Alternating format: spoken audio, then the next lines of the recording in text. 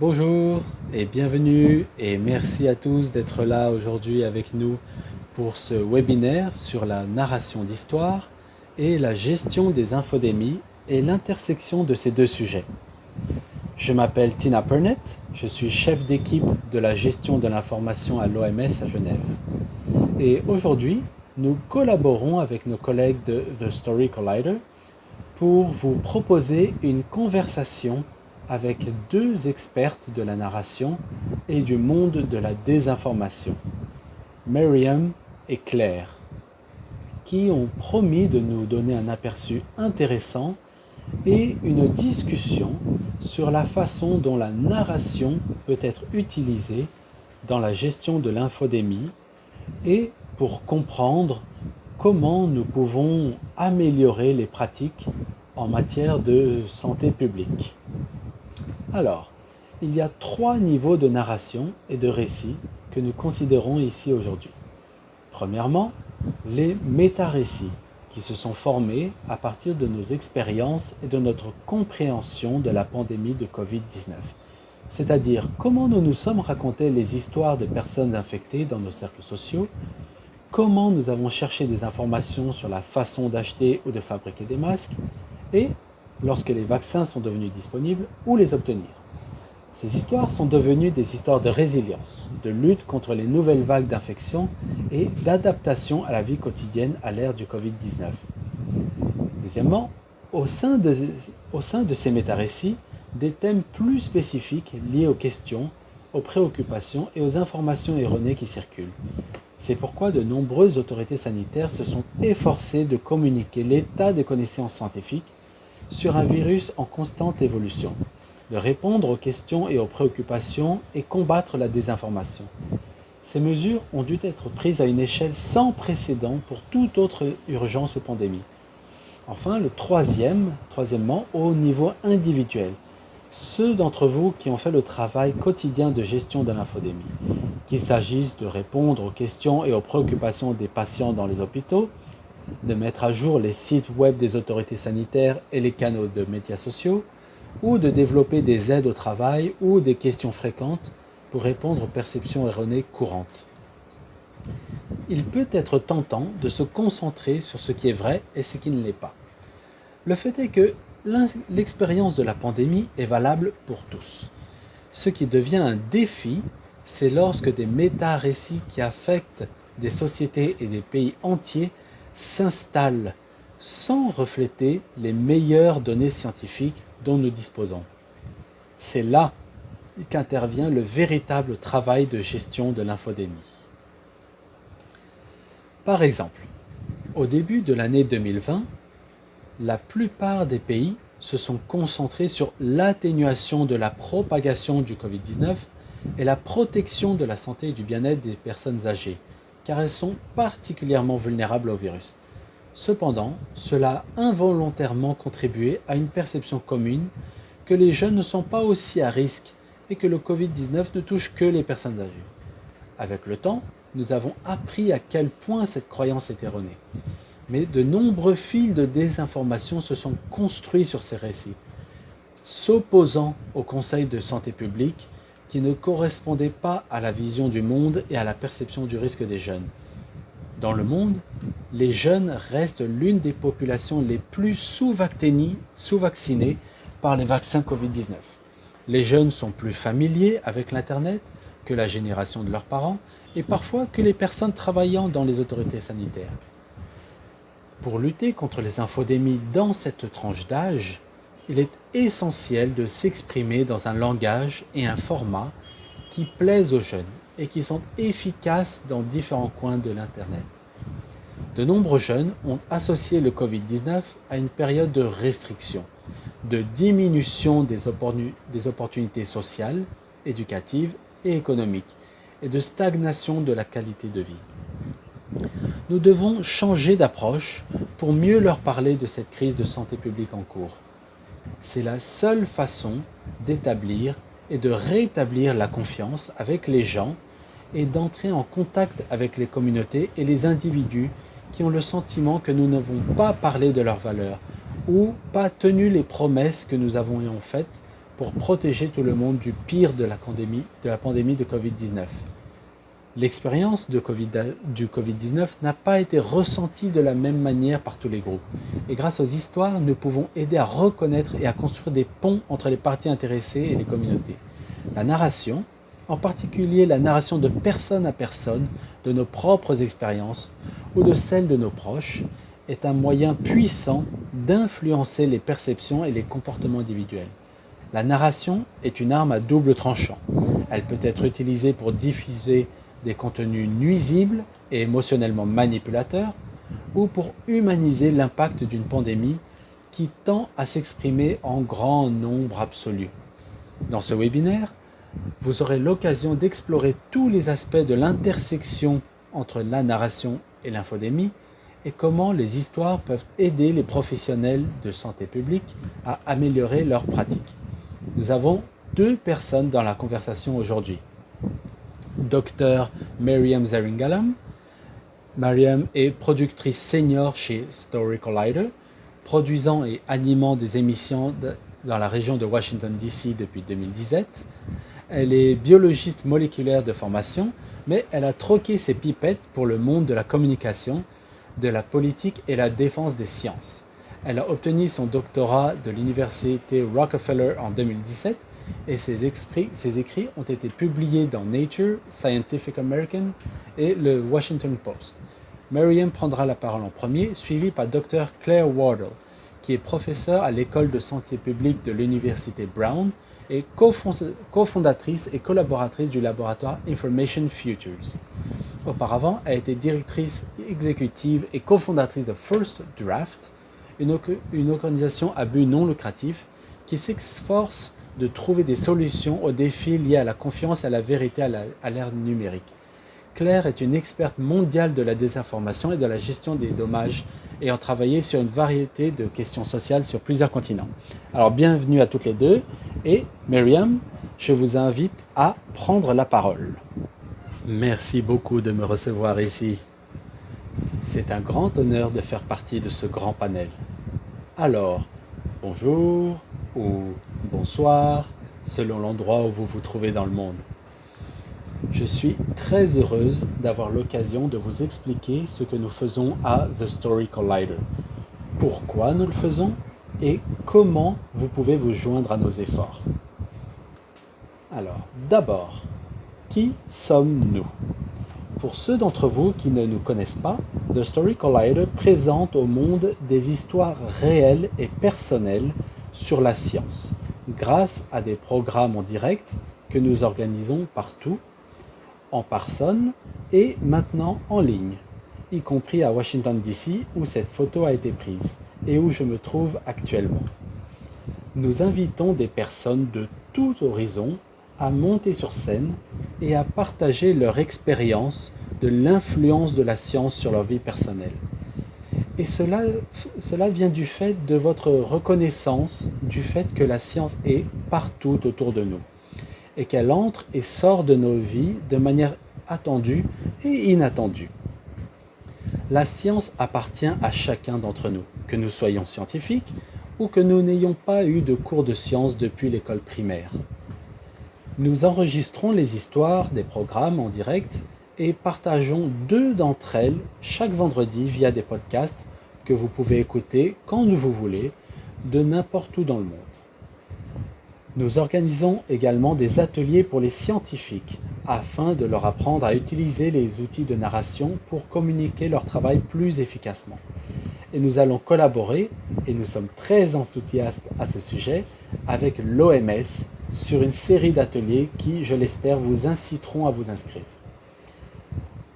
Au cœur de ces activités, les ateliers, les podcasts, nos programmes en direct, se trouve l'engagement de construire une communauté avec des personnes que nous rassemblons à travers différents médias et qui sont unis par le fil conducteur de la science. Et pourquoi les histoires sur la science sont-elles importantes ? Parce que parler de nos expériences personnelles avec la science peut devenir un outil très puissant. je vais me tourner vers les sciences sociales en particulier. C'est quelque chose qui résonne avec moi et c'est un commentaire de Dan Kajal qui a été publié dans le magazine Nature. Et il dit que les gens acquièrent les connaissances scientifiques en consultant d'autres personnes avec qui ils partagent leurs valeurs et en qui ils ont donc confiance et qu'ils comprennent. Et c'est là que notre humanité, nos expériences, nos perspectives, nos histoires deviennent de véritables enjeux pour la communication scientifique, car elles nous permettent d'entrer en relation avec ceux avec qui nous voulons communiquer. Il s'agit d'une première étape dans la construction de ponts, dont Tina a parlé au début pour ouvrir des conversations sur la science.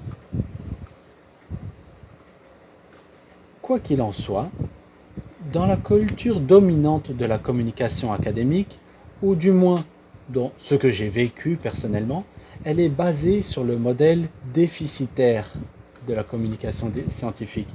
C'est-à-dire que si vous présentez les faits, les données, les conclusions, le public vous comprendra, n'est-ce pas? Mais les spécialistes des sciences de la communication savent que cette stratégie est très inefficace lorsqu'il s'agit de jeter des ponts, car elle est très hiérarchique et unidirectionnelle dans la construction des relations. Celle où vous dites « j'ai tous les faits et je vais vous les donner ». Une alternative à ce modèle est le modèle de participation publique. Et j'entends par là la création de moyens permettant au public de participer sur un pied d'égalité, en partageant ses connaissances, ses intérêts, ses questions et en partageant les vôtres, afin que nous puissions construire un pont et gagner la confiance, le respect et la compréhension qui sont un élément clé de ce modèle de participation. Eh bien, ça semble génial. Mais comment faire? Comment mes histoires peuvent-elles nous aider à y parvenir?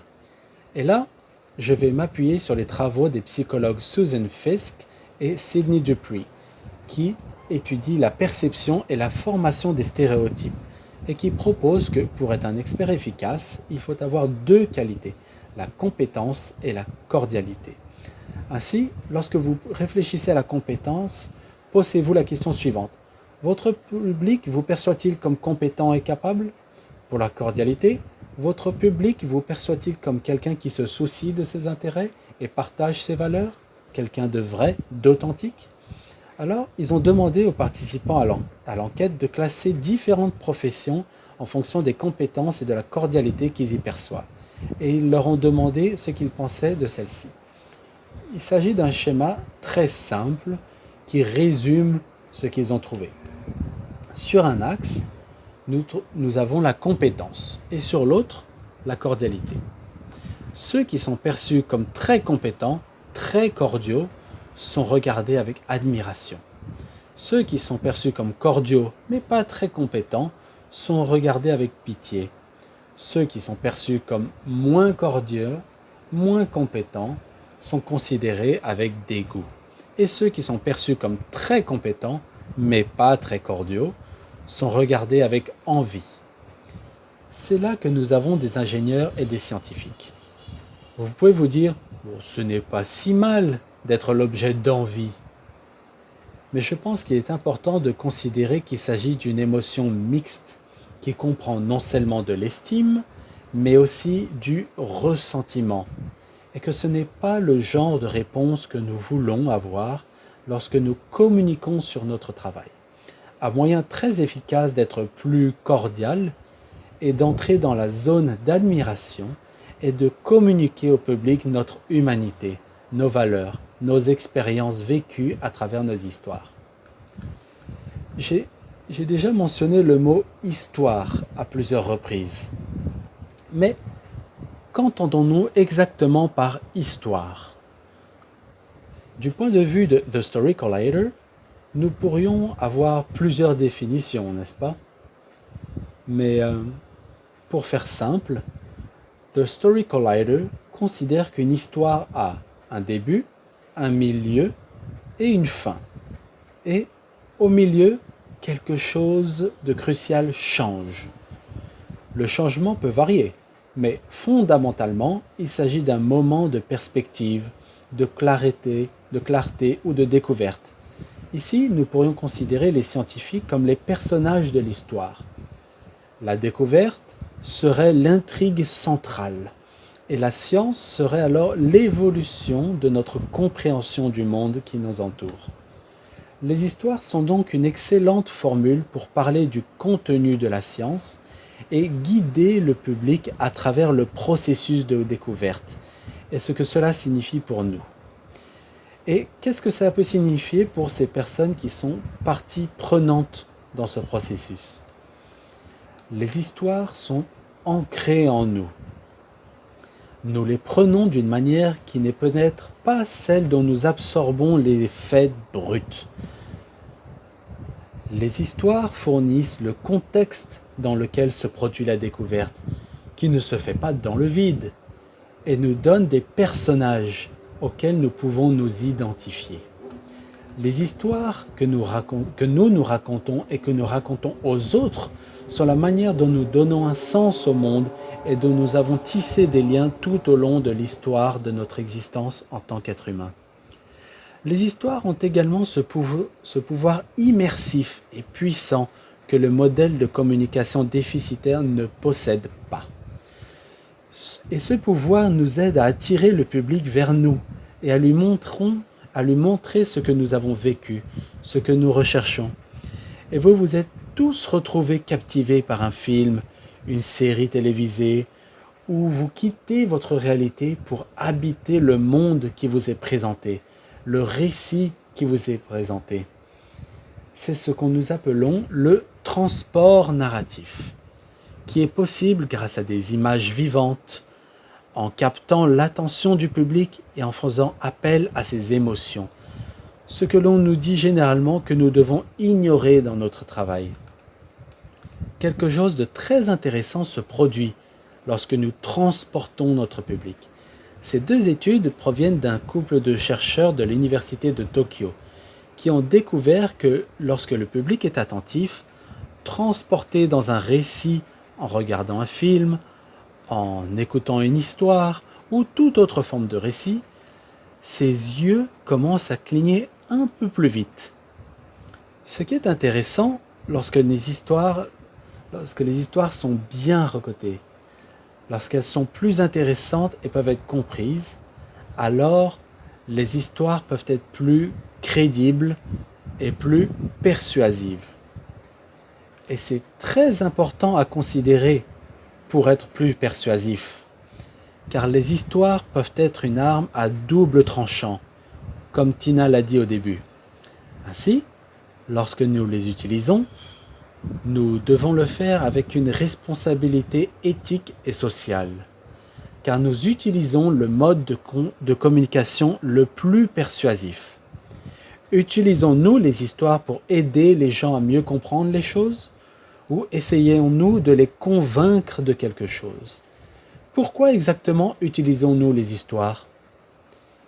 C'est un aspect qu'il est très important de prendre en compte lorsque nous introduisons la narration dans notre travail et lorsque nous travaillons avec les gens pour les transporter dans des histoires, lorsque nous les encourageons à apporter leurs expériences, leurs peurs, leurs espoirs, leur simplicité, leur sens de l'humour, leur imagination, leur intérêt, leur motivation, leur perspective et leur vulnérabilité, leur voix unique. En d'autres termes, nous leur disons de s'investir pleinement dans les histoires qu'ils racontent.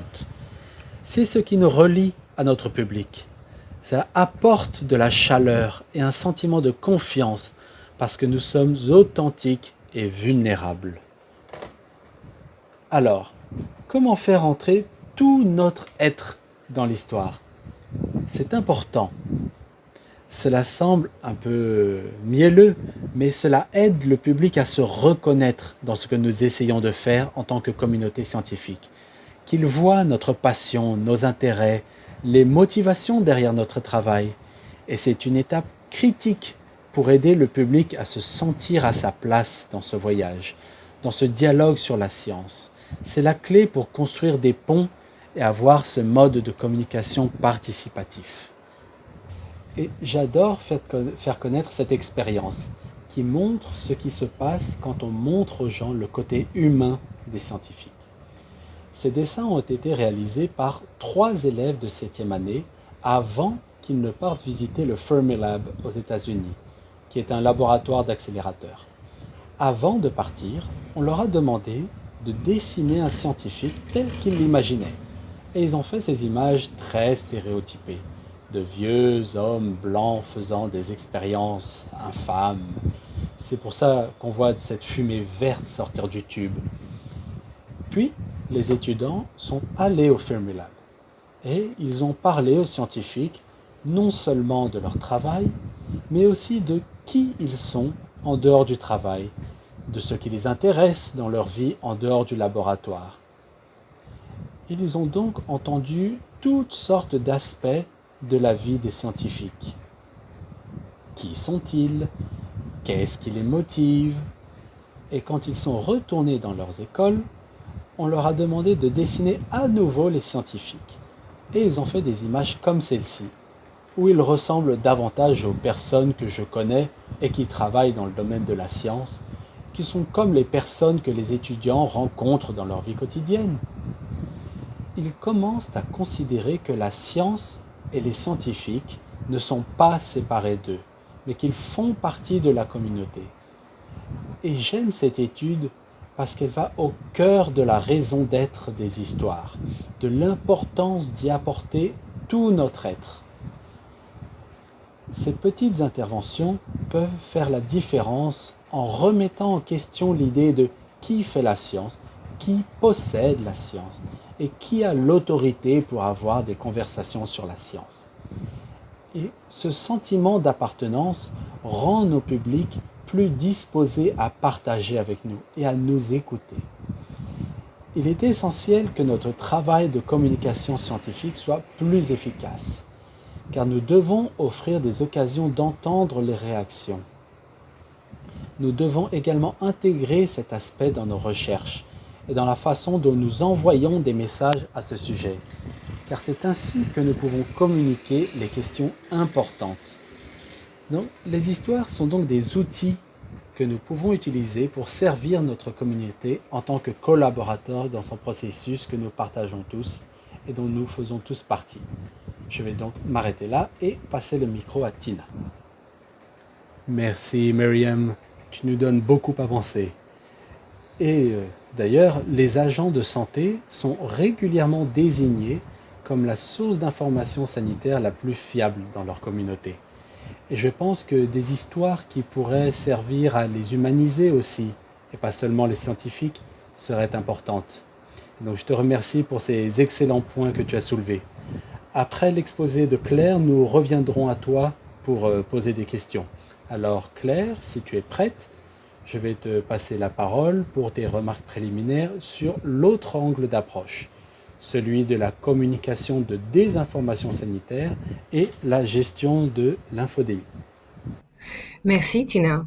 Et tout d'abord, Myriam, quelle belle diapositive. Vous êtes une communicatrice professionnelle. Elles étaient, oui, un baiser. Si nous produisions toutes des diapositives comme toi, nous communiquerions beaucoup mieux, notamment lors des webinaires. Elles m'ont transporté. C'était phénoménal. Alors, je vais essayer de faire un peu de concurrence. Je vais donc partager mon écran.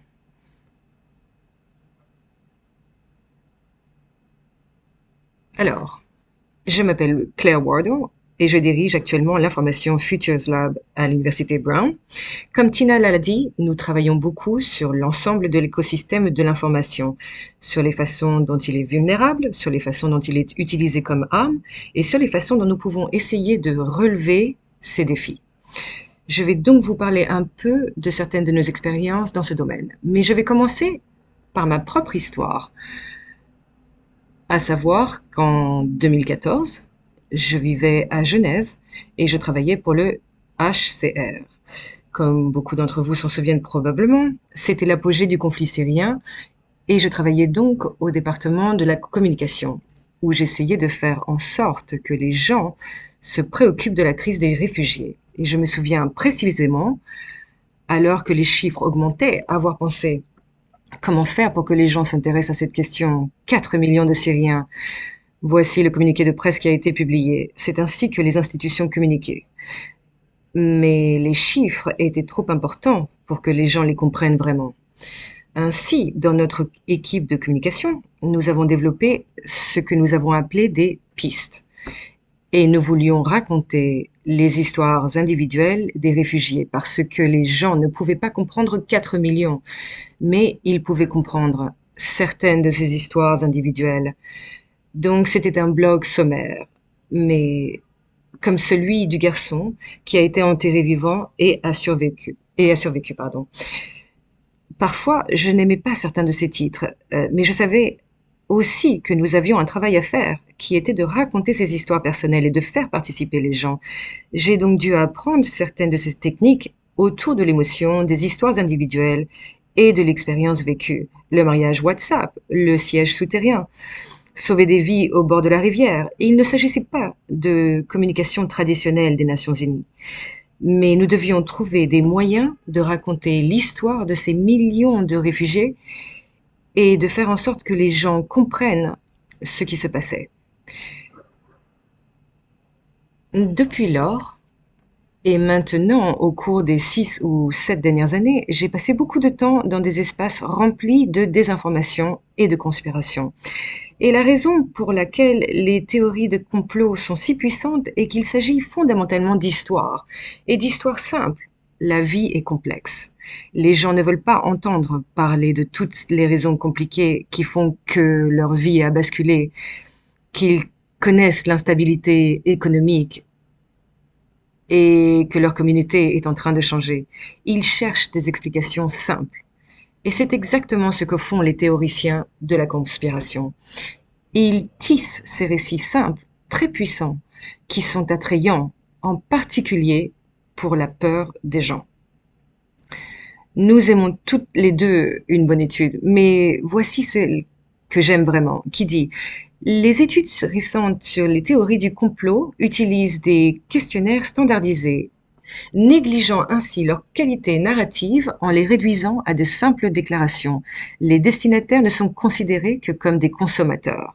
Et un peu plus loin, il souligne: sur la base de ces résultats, nous présentons une nouvelle approche théorique et méthodologique qui reconnaît les théories du complot comme un moyen de construire et de communiquer un ensemble de valeurs personnelles. Exactement ce dont parlait Mariam. Il s'agit de valeurs et les gens donnent un sens au monde en participant activement au processus de compréhension de ces conspirations. Et il ne s'agit pas seulement d'une attitude passive du type « je vais recevoir des informations et les accepter ». Il s'agit de donner activement un sens au monde à travers ces conspirations, et c'est ce que nous devons comprendre. C'est un public actif, ce n'est pas une consommation passive d'informations. C'est une amie avec qui j'ai étudié qui, à 33 ans, a perdu son mari d'une tumeur au cerveau. Elle a écrit ce puissant récit à la première personne pour Vox.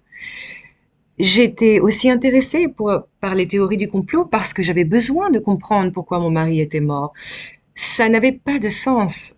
La science était trop complexe. Mais au lieu de cela, les conspirations sur beaucoup de choses avaient un sens pour elle à l'époque parce que c'était une explication simple de la raison pour laquelle elle avait perdu son mari. Maintenant, elle étudie ça. Elle n'est plus adepte des théories du complot, mais je pense tout le temps à la vulnérabilité de chacun d'entre nous face à la désinformation et aux conspirations. Non pas parce que nous ne sommes pas intelligents, ni parce que nous ne sommes pas critiques, mais parce que nous sommes tous des êtres émotionnels et que notre façon d'interagir avec l'information n'est pas toujours rationnelle. En fait, la plupart du temps, elle n'est pas rationnelle. Nous avons tous une relation émotionnelle avec l'information. Je travaille beaucoup sur la désinformation et trop souvent, je trouve que c'est comme jouer à l'effet de levier avec des exemples individuels. Voici le fameux exemple au début de Covid-19. Si nous nous gargarisons de jus de citron et de citron vert, nous irons bien et nous finissons donc par vérifier cet exemple. Nous avons fini par réaliser une étude complète et par en partager les résultats. Mais en réalité, ce n'est pas ainsi que les gens donnaient un sens à la pandémie. Comme l'a si bien dit Tina au début de ce webinaire, les gens comprennent le monde de manière narrative et c'est sur ce point qu'a porté une recherche que nous avons menée en novembre 2020. Si l'on regarde les récits autour des vaccins, le récit numéro 1 en langue anglaise était la liberté. Les gens se racontaient des histoires du genre « Je ne veux pas qu'on me donne un passeport vaccinal, je ne veux pas que le gouvernement me dise ce que je dois faire ». Et ils donnaient un sens au vaccin par leur propre compréhension de leur propre liberté, ce qui est très différent de donner des gens plus de faits sur les effets de Pfizer, comme si ces deux choses n'allaient pas de pair. Nous devons donc comprendre comment des gens parlent de ces questions afin de pouvoir participer à ces conversations. Ces conversations existent et trop souvent nous pensons « Oh, par ici, ce dont nous avons besoin, c'est de plus de vérification des faits ». Plutôt que de nous demander comment pouvons-nous comprendre la manière dont les gens eux-mêmes donnent un sens à ces nouvelles interventions.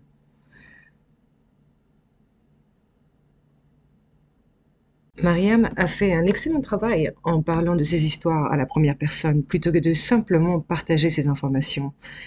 Et ceux d'entre vous qui participent à cet appel et qui sont des gestionnaires infodémie font probablement certaines de ces choses.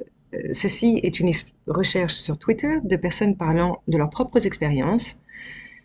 C'est un exemple des effets secondaires de la paralysie de Bell. J'ai donc une recherche booléenne qui fait apparaître des personnes sur Twitter qui racontent de très petites histoires. Mais ce sont des récits à la première personne de 240 caractères de leurs propres expériences.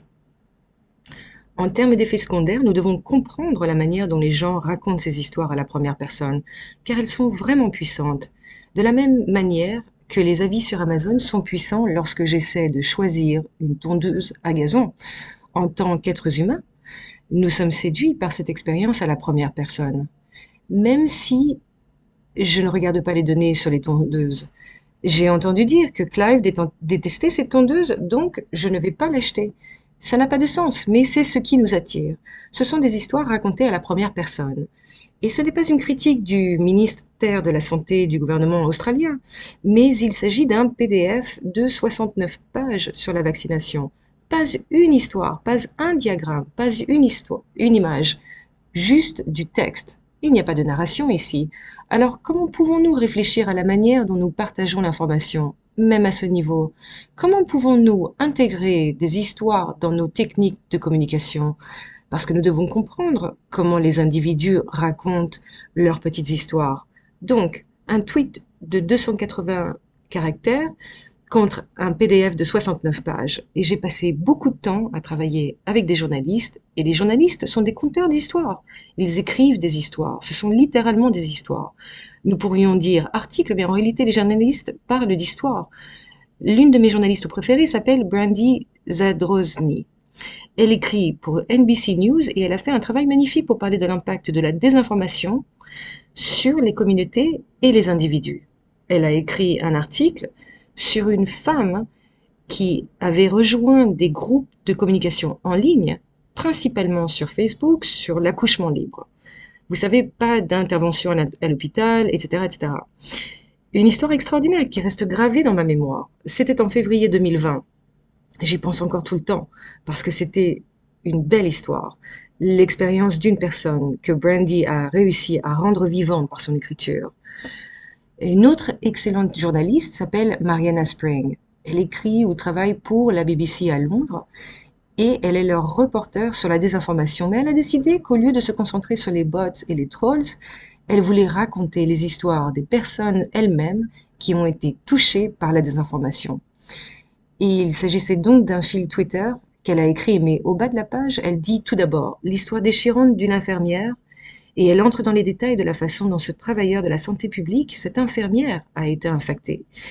Et elle le fait d'une manière très différente de la BBC. Elle a vraiment compris l'émotion de ces expériences, de ceux qui ont été touchés par la désinformation. Nous pouvons donc apprendre beaucoup des meilleurs journalistes qui placent la narration réelle au cœur de leur travail. Et bien sûr, l'audio. La beauté de ce que fait le Story Collider c'est qu'il s'agit en grande partie d'écouter. Quelqu'un parle, mais nous écoutons. Et la différence entre les histoires que nous consommons par nos oreilles par rapport à nos yeux, à bien des égards, dans de nombreux pays, les messages audio sur WhatsApp sont de véritables véhicules de désinformation. Les gens partagent leurs expériences personnelles par le biais de vidéos et de messages audio sur WhatsApp. Encore une fois, ceux d'entre nous qui essaient de combattre la désinformation, comment pouvons-nous faire plus avec l'audio? Et je pense que c'est une opportunité manquée. Mais c'est là que je suis vraiment enthousiaste et que je me demande comment faire pour que les autres puissent raconter leurs propres histoires. Je viens de vous parler de Brandy, de Mariana. Ce sont de merveilleuses journalistes, mais fondamentalement, elles prennent l'histoire de quelqu'un d'autre et la racontent pour elles. Comment pouvons-nous responsabiliser les gens et créer un espace pour qu'ils racontent leurs propres histoires? Et donc, l'une de mes premières expériences à ce sujet a été lorsque je travaillais pour la BBC en 2011 et chaque décembre, pendant les vacances, ils ont une sorte d'appel de charité et l'organisme de bienfaisance choisi était un refuge pour sans-abri. Et ils ont dit, chaque année nous racontons les histoires des sans-abri et nous n'avons jamais de nouvelles d'eux. Et hier encore, j'ai fait une recherche Google sur les sans-abri. Ce sont les images que nous voyons, nous les connaissons, ce sont des clichés. Ils ont donc donné des appareils photos à ces sans-abri pour qu'ils puissent prendre leurs propres histoires, pour qu'ils puissent raconter leurs propres histoires à travers leurs propres photographies. Et vous ne serez pas surpris d'apprendre qu'ils ne se voient pas ainsi. C'était des photos de leurs chiens. Il s'agissait de leurs arbres préférés qu'ils allaient voir tous les jours dans le parc. C'était les amis qu'ils s'étaient fait dans la rue. Et à travers ces images, ils ont pu raconter leurs propres histoires. De même, parce que ça m'a inspiré au HCR, nous avons engagé un photographe qui s'est rendu au camp des réfugiés de Zaatari pour travailler avec les enfants du camp, pour leur apprendre à se servir d'un appareil photo afin qu'ils puissent raconter leurs propres histoires. Et son nom était « Voyez-vous ce que je vois ?» Et voici donc quelques-unes de ces photos. Ce n'étaient pas des tentes, ce n'étaient pas des clôtures, c'était à travers des images qu'on pouvait commencer à parler du traumatisme de ce qu'ils avaient vu en Syrie. Nous voulions leur apprendre à utiliser une caméra, mais ce que nous avons obtenu, c'est que ces jeunes aient quelque chose à utiliser comme catalyseur pour raconter leurs propres histoires. C'est une image qui est maintenant accrochée dans mon salon, mais elle a été prise par un garçon de 14 ans qui, au coucher du soleil, a pris cette photo de son meilleur ami.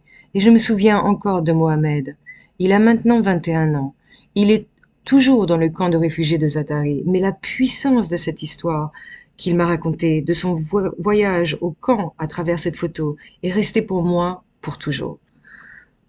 Ce n'est donc qu'un exemple, mais comment pouvons-nous, en tant que gestionnaires d'infodémie, trouver des moyens d'aider ces professionnels de la santé publique à parler du traumatisme de la pandémie?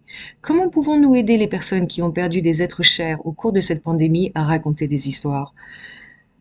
J'ai perdu ma grand-mère en mai 2020 et je n'ai pas eu l'occasion de vraiment parler de mon chagrin lié à la perte de ma grand-mère. Il y a tellement de choses autour de nous que nous devrions utiliser. Les récits comme un moyen de donner un sens à tout cela et de le surmonter. Donc, je suis tellement reconnaissante de cette opportunité de partager ceci et si passionnée par cette question, si excitée par la collaboration entre l'OMS et le Story Collider, parce que c'est le moment où je pense que la vérification des faits et le PDF ou la science n'ont pas fonctionné. Nous devons faire quelque chose de fondamentalement différent. Donc, merci beaucoup. Merci Claire. Cela a été très inspirant. J'ai réfléchi à toutes sortes de questions qui se sont posées. Nous avons environ 15 minutes pour les questions et j'aimerais commencer par une question sur le lien et la complémentarité de ce que vous avez dit toutes les deux. C'est-à-dire la manière traditionnelle de communiquer et la manière dont les narrations peuvent apporter et compléter cette communication. Je vais commencer par Mariam. Vous avez plaidé en faveur du récit personnel. Comment pensez-vous que ce récit personnel peut compléter les formes plus traditionnelles de communication scientifique? Parce que c'est l'un des grands défis et l'une des grandes tâches des autorités sanitaires. Que répondez-vous à cela? Oui, c'est une excellente question. Donc, je pense que mon expérience dans le genre de communication académique ou simplement lorsque les scientifiques essaient de s'engager en se basant uniquement sur les preuves, les données que nous avons, sans le type de contexte, pardon, et le type de motivation plus large de pourquoi vous êtes intéressé par ce travail, pourquoi vous avez choisi de faire certaines choses, le type de main humaine qui est impliquée dans ce processus pour faire de la science, de faire de la santé. Lorsque nous nous appuyons seulement sur des chiffres et du jargon, nous érigeons un mur autour de ce que nous essayons de faire, sans tenir compte du contexte auquel les données sont censées servir, ni de leur signification dans la vie quotidienne. Donc je pense que l'insertion de ce genre de récit qui explique aux gens ce que nous savons et comment nous l'avons appris peut vraiment aider à ancrer notre public dans ce que nous essayons de faire et les implications pour lui. Je pense que guider les gens est notre façon de leur montrer notre travail et je pense que lorsque nous commençons à inclure cela dans notre façon de rédiger des articles ou des rapports ou de briefer les décideurs politiques, cela rend également ce travail plus compréhensible. J'ai une formation en biologie moléculaire, mais souvent j'allais à des séminaires de biologie moléculaire et je me perdais dans les 5 premières minutes parce que le jargon était si lourd et nous regardions directement depuis le début des graphiques et des tableaux. Et je n'avais aucune idée de comment ils étaient faits. Mais on me disait d'y croire parce que les valeurs P étaient bonnes. Donc, je pense que la narration d'histoire aide aussi la communication entre professionnels. Parce que je pense que nous sommes des êtres humains avant tout. Et puis, vous rencontrez des scientifiques, des professionnels de la santé et des professionnels qui travaillent dans le domaine de la santé publique et toutes ces différentes sortes de disciplines au service des... Et c'est ça. Vous m'avez rappelé le mouvement qui a été lancé récemment pour améliorer les affiches scientifiques pour les conférences. Et c'est une question importante où vous devez présenter juste l'essentiel et un visuel. Et c'est là la clé. Plutôt que d'avoir beaucoup de textes et de graphiques dont vous savez que quelqu'un se tiendra à côté d'une affiche. Mais c'est aussi parfois difficile à accepter que les gens acceptent ce type de communication par rapport à l'affiche traditionnelle. Claire, je me disais, pendant que Mariam parlait, que du point de vue de la gestion de l'infodémie, vous pensez que les gens ont besoin d'une formation spécifique pour être des narrateurs dans ce contexte? Parce qu'il semble presque, avec tout le travail que nous faisons et les histoires et l'expérience que j'entends de la part de l'expérience, que j'entends de la part des responsables de l'infodémie sur le terrain, des gens qui travaillent depuis longtemps avec la désinformation, c'est qu'on a presque besoin de ne pas nous apprendre les pratiques de communication institutionnelle. J'allais dire qu'il ne s'agit pas de former des gens, mais de les désapprendre, parce que les humains peuvent raconter des histoires, nous racontons des histoires depuis que nous sommes capables de parler, mais au fil du temps, pour en revenir à ce que disait Mariam, vous allez à l'université, on vous apprend à parler de manière académique, puis vous passez à la communication et les gens sont terrifiés par vous. A-t-il été autorisé tout cela? Et à cause de cela, je pense que nous avons perdu notre confiance pour être des narrateurs authentiques. Je pense que c'est le manque de formation que nous devons aider les gens à surmonter et à dire, vous savez, j'adore ce graphique sur l'authenticité, la compétence et la chaleur. Et c'était l'une des diapositives les plus puissantes pour moi parce que la plupart des gens sont chaleureux et compétents, mais ils vous disent presque de ne pas faire ça pour être un professionnel. Et je pense que c'est ce que nous devons aider les gens à comprendre. Si je peux intervenir, cela résonne en moi, Claire. Je me souviens de la première fois où j'ai donné une conférence en public de non-scientifiques dans un bar de Brooklyn devant 10 personnes. J'étais si nerveuse que j'ai fini par pleurer sur scène parce que j'essayais de faire une représentation de ce que je pensais être un scientifique en me dépouillant de... Et cette performance m'a semblé profondément inauthentique parce que je ne corresponds pas au stéréotype du scientifique, de la personne qui travaille dans la recherche biomédicale. Alors j'ai complètement abandonné la communication publique, la prise de parole en public, jusqu'à The Story Collider. J'étais un peu un suiveur et ils m'ont dit, vous venez à beaucoup de spectacles, voulez-vous raconter une histoire?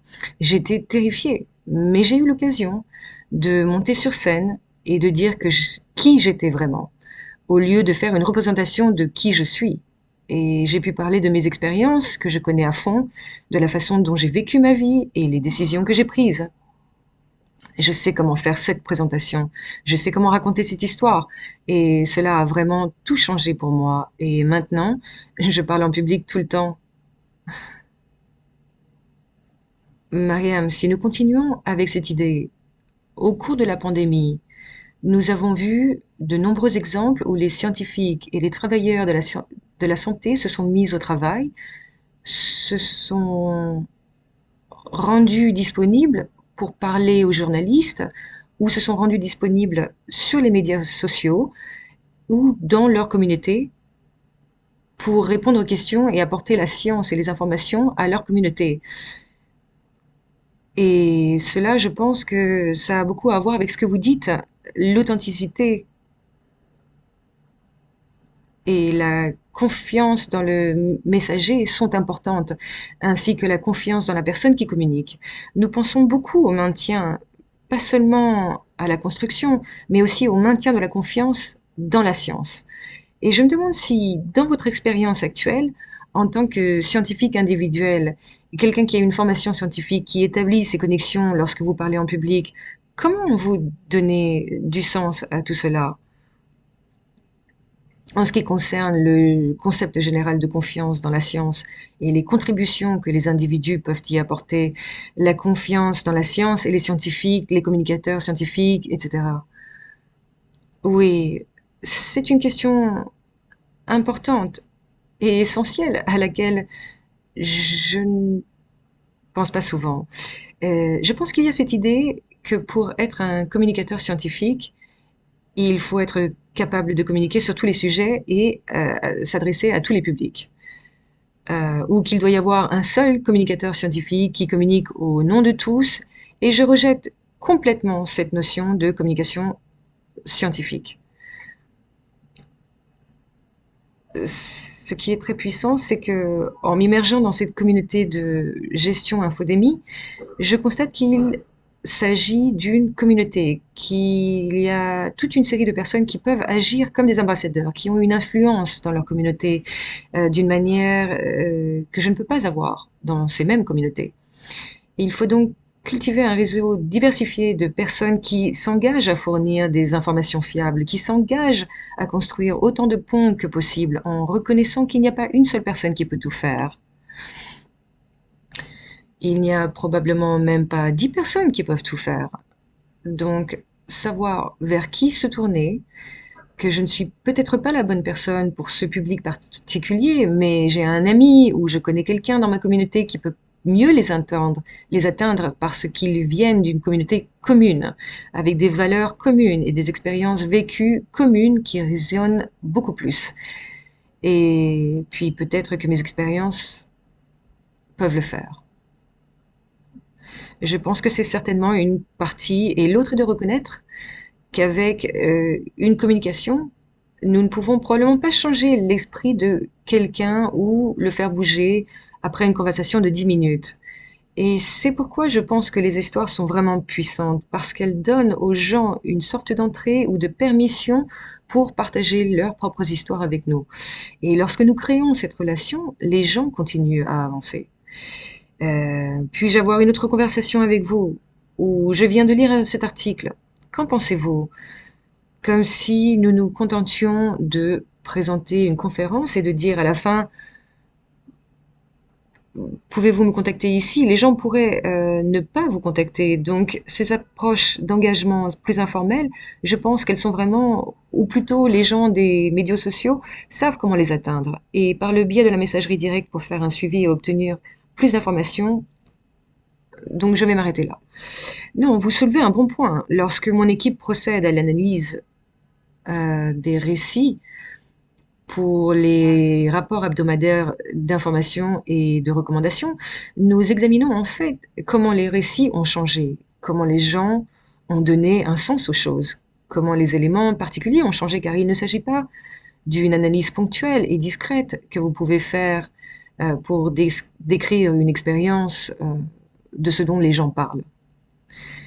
En fait, les changements sont vraiment significatifs et ajoutent et fournissent un contexte. Je veux dire, Claire, c'est similaire à ce que je pensais lorsque vous parliez de communication visuelle et audio. Donc, photo et voix, narration en gros. À quoi ressemble la narration à l'ère des médias sociaux? Je veux dire, quel est votre point de vue sur ce défi et est-ce que nous le relevons? Je pense, eh bien, TikTok. Il y a tellement de choses dans TikTok parce que en peu de temps, les gens sont devant une caméra et racontent souvent une histoire. Et je pense que même ceux d'entre nous qui sont dans la réponse infodémique, beaucoup d'entre nous ont été formés pour utiliser du texte. Nous sommes plus à l'aise avec le texte. C'est là que nous commençons à nous dire, bon, je peux passer à l'autorisation. Donc, l'idée d'aller dans TikTok pour répondre ou utiliser Instagram Stories, c'est un dispositif de narration. Mettre en commun des images statiques pour raconter une histoire est le genre de choses que nous devons former les gens. Vous savez, fondamentalement, nous connaissons le début, le milieu et la fin, mais comment cela se traduit dans une image, une collection d'images. Je pense que nous le savons tous. Dans notre famille, il y a des gens qui sont doués pour les médias sociaux et qui savent raconter l'histoire du pique-nique familial. Ils ont compris, parce que je pense que c'est ce que nous devons faire de plus en plus. Mais je pense, comme je l'ai dit, l'audio. J'aimerais qu'on pense à des extraits audio. Nous sommes nombreux dans cet espace à aimer les podcasts. Nous les écoutons, nous les faisons, mais cela nécessite que les gens écoutent 20 minutes ou une demi-heure également. Qu'est-ce que cela donnerait de faire des courts segments audio? Comment pouvons-nous y réfléchir?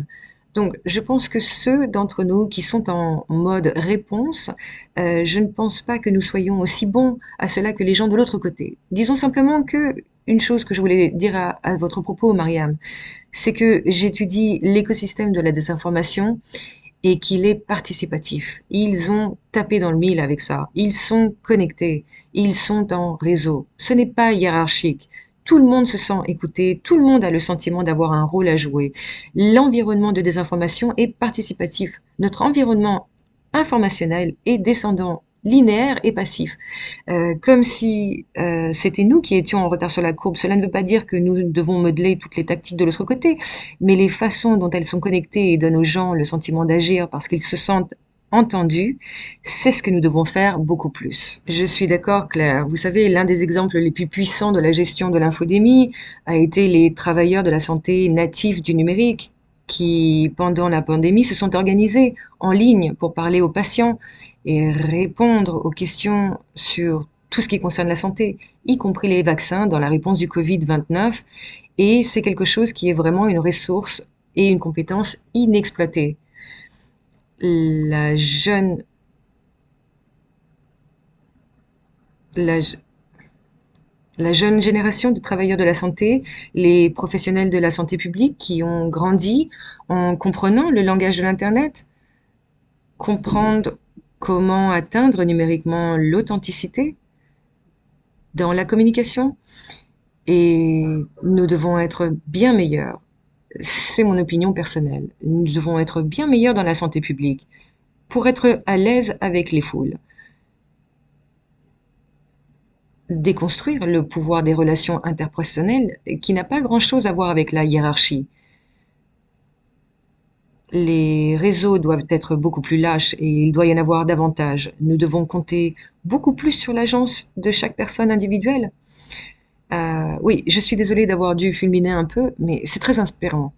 Il nous reste un peu de temps pour une autre série de réflexions et j'aimerais en faire vous rendre la parole. En fait, j'aimerais vous rendre la parole à tous les deux. Y a-t-il quelque chose en particulier que vous voudriez que nos collègues gardent à l'esprit dans leur vie professionnelle ou personnelle lorsqu'ils pensent à améliorer leur propre récit de la pratique de la santé publique dans leur vie professionnelle et personnelle?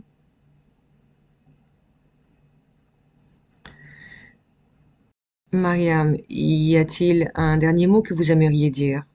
Bien sûr, je pense que l'une d'entre elles est que nous espérons que vous participerez à l'atelier et que vous envisagerez de raconter une histoire pour le Story Collider à un moment donné ou de participer à une sorte de forum public. Pour commencer, racontez des histoires sur votre travail et je suis sûre que beaucoup d'entre vous ont raconté des histoires sur votre travail. Ne nécessite pas d'avoir un public, une histoire, une scène, un micro, une installation sophistiquée. Les personnes qui font partie de notre vie sont nos amis. Notre famille est vraiment une ressource merveilleuse pour commencer à cultiver la compétence et raconter des histoires.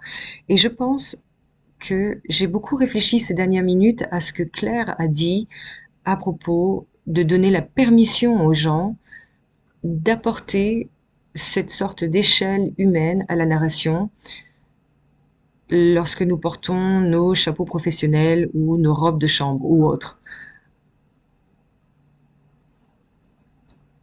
Quel, quel que soit le type d'équipement qu'ils portent dans leur champ, il suffit donc de s'entraîner dans des environnements avec des personnes que vous connaissez, que vous aimez et auxquelles vous tenez. Les amis et la famille peuvent être un excellent moyen de commencer à perfectionner ses compétences. Super, oui, merci, Éclair. Qu'est-ce que tu veux dire? Oui, et je vais intervenir un peu pour dire ce dont nous n'avons pas assez parlé dans ce webinaire, à savoir les compétences d'écoute, parce que lorsque vous faites de l'espace, les histoires émergent et il y a un excellent exercice que vous avez peut-être fait lors d'une retraite de travail où par deux, l'un d'entre vous doit parler durant 2 minutes et l'autre personne ne peut pas l'interrompre. Et lorsque vous faites cela, vous vous rendez compte à quel point nous nous interrompons naturellement les uns les autres. Et deuxièmement, à la fin des 2 minutes, tant de beauté ressort parce que les choses que nous disons au début sont les pensées que nous avons au sommet de notre tête. Donc, si nous nous habituons à mieux écouter, nous laisserons plus d'espace aux gens pour raconter des histoires sans s'en rendre compte parce que nous ne nous donnons pas assez d'espace. Nous finissons donc par répéter les mêmes histoires dans ce webinaire. Ces histoires de réfugiés, je n'y suis pas retournée en 6 ans parce que j'étais dans ce domaine de la désinformation, mais j'ai eu l'occasion, grâce à ce webinaire, de réfléchir et de revenir sur ces expériences et j'en suis reconnaissante. Mais cela nous rappelle qu'en donnant aux gens de l'espace et des opportunités, la magie s'opère naturellement car nous, les humains, sommes magiques. Nous sommes imparfaits, mais nous sommes magiques. Oui, totalement clair. L'écoute sociale dans la gestion de l'infodémie est l'une des pratiques essentielles pour comprendre ce que ressentent les communautés et les individus. Nous devons en fait veiller à fournir cet espace pour faire ressortir les récits et les expériences lorsque nous finissons par contextualiser les perceptions infodémiques et donc par faire des recommandations sur la manière de répondre aux besoins et aux préoccupations des gens, puis aux besoins d'information. Donc, même dans notre propre pratique, lorsque nous développons ceci, je pense que votre point est vraiment important. Nous devons, non seulement au niveau individuel, mais aussi dans la façon dont nous, en tant que professionnels de la santé publique, finissons par pratiquer systématiquement l'écoute sociale et la compréhension des gens. Alors écoutez, nous avons 2 minutes et je vais profiter du fait que je suis le modérateur pour parler des ateliers de l'OMS, le Story Collider. Si vous le permettez, je vais partager l'écran, mais ne vous inquiétez pas, tout le monde recevra également un courriel de suivi avec le lien vers cette page. Avant cela, j'aimerais remercier chaleureusement nos invités spéciales d'aujourd'hui, Mariam et Claire. J'ai vraiment apprécié notre conversation. Je tiens à remercier chaleureusement nos invités spéciales d'aujourd'hui, Dr. Mariam Zaringalam et le Dr. Claire Waddle.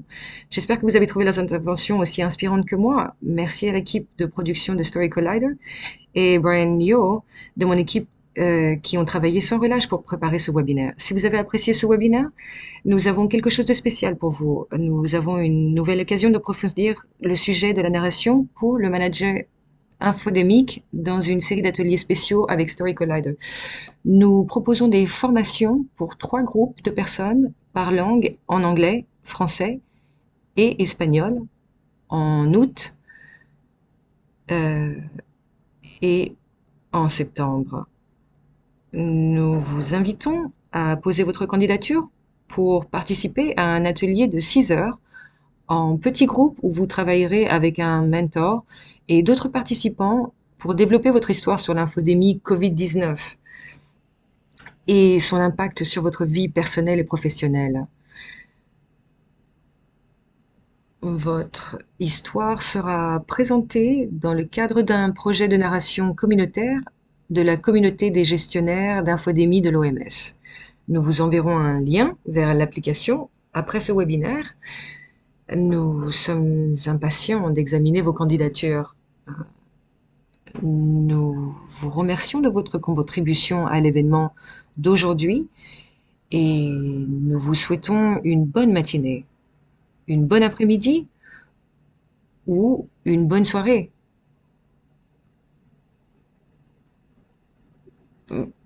Avec cela, je vais déclarer le webinaire terminé. Prenez soin de vous. Merci beaucoup.